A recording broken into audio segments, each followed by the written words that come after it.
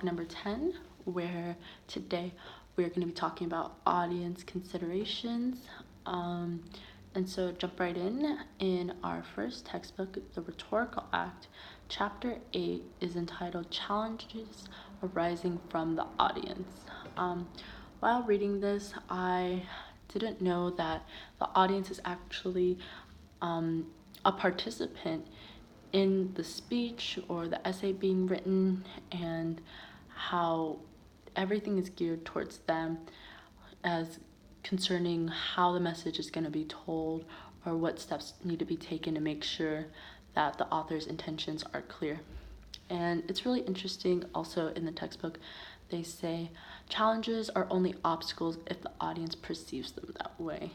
And that meaning that challenges may not be challenges, and it all depends on your point of view. So it's a good thing to keep in mind when writing or talking about rhetorical actions.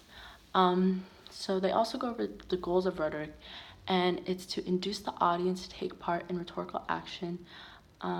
Also, it's supposed to inform audience what subject or purpose demands of them. And another great thing to bring up is the credibility of the speaker.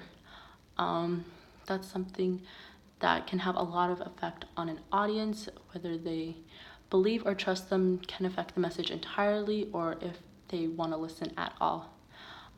So to incite change, the speaker must ask audience a question that will make them feel like they need to act.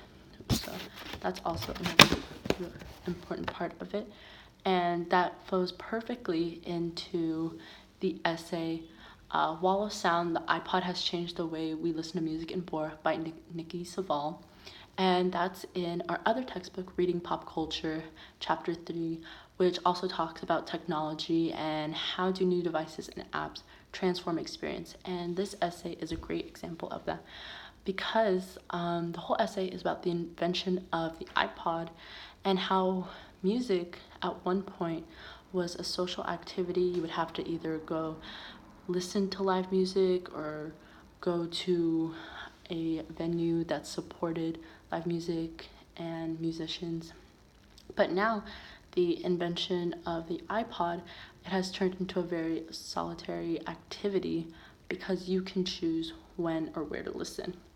And so her whole argument is that now that we can listen to music whenever and wherever, it can lead to isolation, and also it brings up the question of whether we in the modern age are avoiding silence. And it goes back to the goal of rhetoric, and what the author is asking us, because her whole essay talks about the history and about inventions and how we as a culture have changed. But at the end, she brings up the really great question, or actually the really great statement, that silence is what we least want to hear. And she's basically asking the audience what are they trying to drown out and why they're afraid of silence, which is pretty powerful and a great way of using rhetoric. In my other article that I found in the New York Times, it talks also about music, but another side of it. It's called Personalization Has Failed Us, and it's about the curation of algorithms, the curation of algorithms and how it hasn't led up to expectations.